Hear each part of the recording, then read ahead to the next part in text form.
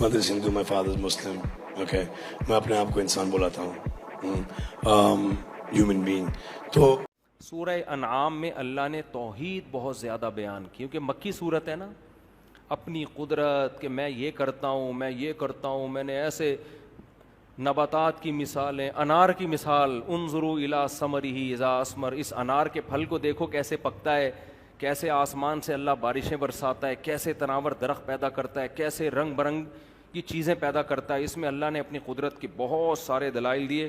اور ایک دلچسپ واقعہ, چونکہ کل ایک ہندو فیملی مسلمان ہوئی الحمدللہ, تراویح کے بعد شاید ابھی بیان میں بھی بیٹھے ہوئے ہوں, تو میاں بیوی بچے, MBBS پتہ ہے کسے کہتے ہیں, میاں بیوی بچوں سمیت.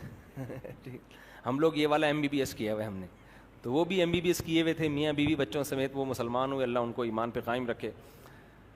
تو آج جب یہ آیتیں چل رہی تھیں نا, حضرت ابراہیم علیہ السلام نے اپنے والد سے کہا, وہ بھی بت پرست تھے نا ابراہیم علیہ السلام کے والد, وہ بھی پتھروں کی پوجا کیا کرتے تھے.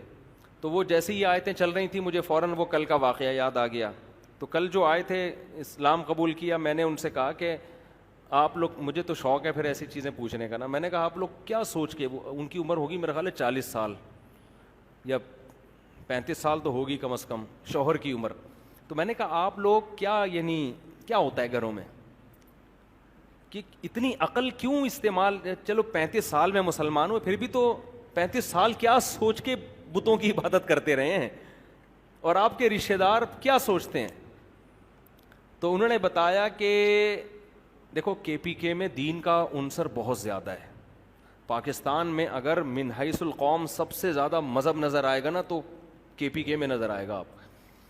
مجھے عجیب بات بتائی, انہوں نے کہا میرا بھائی ہندو ہے, KPK میں رہتا ہے, روزے سارے رکھتا ہے. میں نے کہا دیکھو پٹھان جو ہے نا وہ فرق نہیں کرتا کہ یہ ہندو ہے یا عیسائی. آپ KPK میں اگر ہندو بھی ہیں تو آپ کے باپ کو بھی روزہ رکھنا پڑے گا. وہ اس لیے کہ وہ جب صبح گھر سے بندہ نکلتا ہے, اس نے کہا ویسے بھی سارے ہوٹل بند ہیں, نہ چائے پینے کو ملے گی, کچھ بھی نہیں ملے گا, تو غیر مسلم بھی سوچتا ہے چلو یار غریبی میں ہم بھی روزہ رکھ لیں. تو KPK میں دین کا ماحول بہت زیادہ ہے. تو کہہ رہے میرا بھائی تو ہندو ہو کے بھی وہاں KPK میں رہتا ہے مگر روزے رکھتا ہے. ایک دفعہ ایک سکھ نے بھی مجھے بتایا تھا کہ وہ بھی مسلمان ہوئے تھے, کہہ رہے میں جب سکھ تھا پھر بھی روزے رکھتا تھا. میں ماحول ایسا بن جاتا ہے نا کہ سب کچھ بند ہے, تو وہ کہتا ہے چلو یار پھر جب یہ کھائیں گے ہم بھی اسی ٹائم پہ کھا لیں گے. خیر, تو میں ان سے پوچھ رہا تھا کہ یہ جب بت بناتے ہیں اپنے ہاتھ سے تو یہ سوچ نہیں رہے ہوتے. انہوں نے کہا بناتے نہیں ہیں, یہ مندروں سے ملتے ہیں.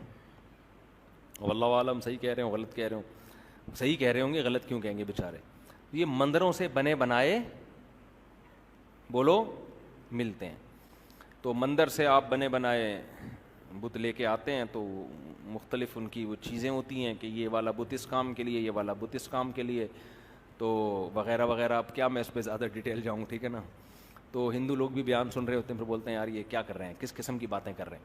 لیکن بہرحال میرے بھائی تھوڑا سا کھوپڑی سے کام لو, تھوڑا سا عقل سے کام لو. تو یہ کہتے ہیں مجھے شروع سے ہی یہ چیز سمجھ میں نہیں آتی کہ ہم جن چیزوں کو, جو پتھر ہیں, یہ ہماری مدد کیسے کریں گے بھائی.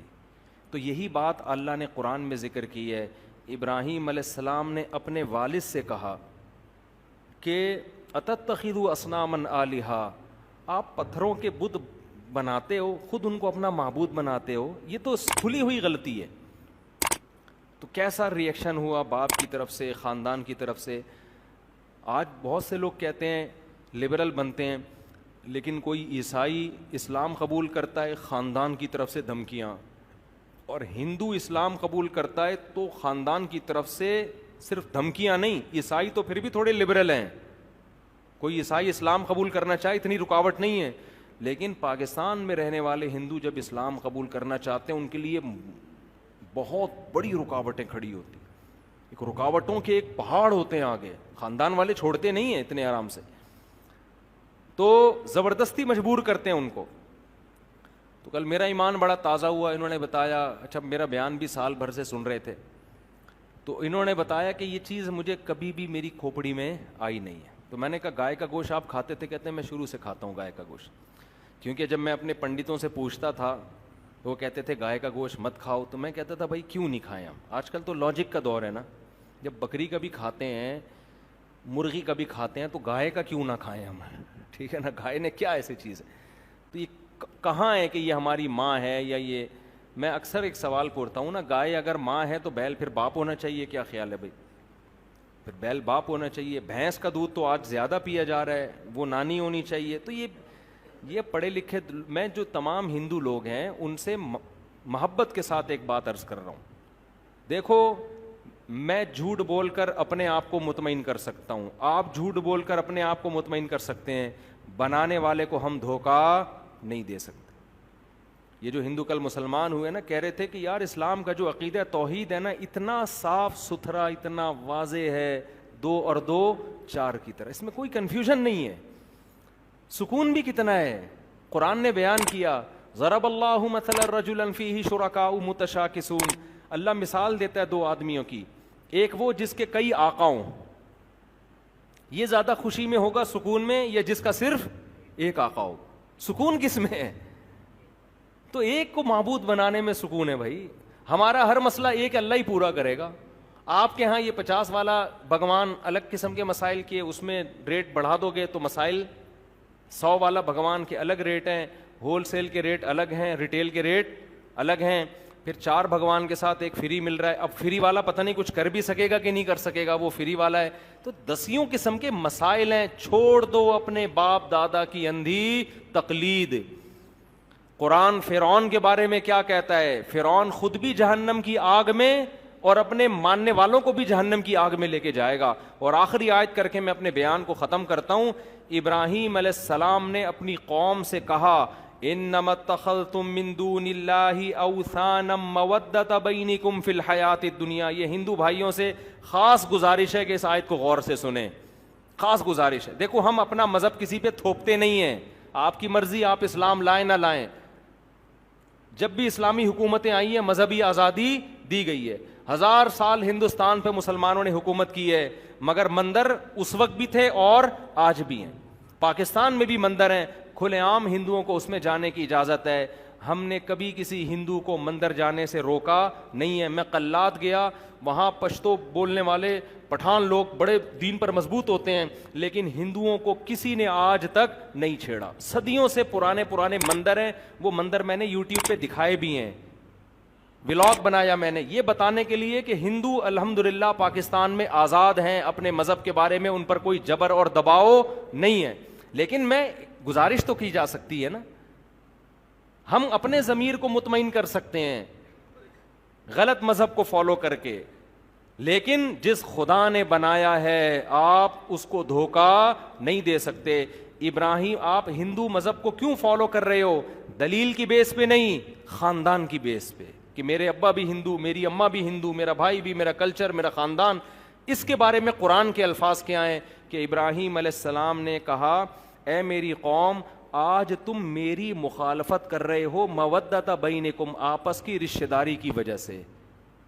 آپس کی, خاندان ایک ہے, قبیلہ ایک ہے, سبوں نے بھگوان بنائے ہوئے ہیں. اس بیس پر میری دعوت تمہاری سمجھ میں نہیں آ رہی. میں چیخ کے تھک گیا کہ یہ پتھر کے بنے ہوئے بت ہیں. بھائی ویڈیو نہ بنائیں. میں چیخ کے تھک گیا کہ یہ پتھر کے بنے ہوئے بت ہیں, یہ تمہارا کام نہیں بنا سکتے, یہ تو خود تمہارے بنائے ہوئے ہیں, یہ تو کریٹڈ ہیں. گاڈ کریٹڈ تھوڑی ہوتا ہے, گاڈ تو کریٹر ہوتا ہے, اس کو کسی نے نہیں بنایا ہوتا. یہ تو بنے ہوئے ہیں, ان سے زیادہ اچھے تو ہم ہیں. قرآن کہتا ہے الہم ارجل یمشون بہا, تمہاری ٹانگیں ہیں جس سے چل سکتے ہو, کیا یہ اپنی ٹانگوں سے چل سکتے ہیں؟ قرآن کہتا ہے الہم ایدی یبطشون بہا, تم اپنے ہاتھوں سے پکڑ سکتے ہو, کیا یہ ان کے ہاتھ ہیں جن سے یہ پکڑ سکتے ہیں؟ ام لہم اعین یبصرون بہا, تم اپنی ان 2 آنکھوں سے دیکھ سکتے ہو, کیا یہ بت اپنی ان 2 آنکھوں سے دیکھ سکتے ہیں؟ یہ تو تم سے بھی زیادہ کمزور ہیں. تو ابراہیم علیہ السلام نے کیا کہا کہ دلیل سے تمہیں میری بات سمجھ میں آ رہی ہے, لیکن تم اپنی خاندانی پرمپرا اور خاندانی تعلق کی بیس پر کیا کر رہے ہو؟ تم یہ کہہ رہے ہو کہ نا. تو فرمایا کہ یہی رشتہ داری اور خونی رشتے جب اللہ حساب و کتاب تم سے لے گا, یہی خونی رشتے محبتوں کی بجائے دشمنیوں میں تبدیل ہو جائیں گی. تم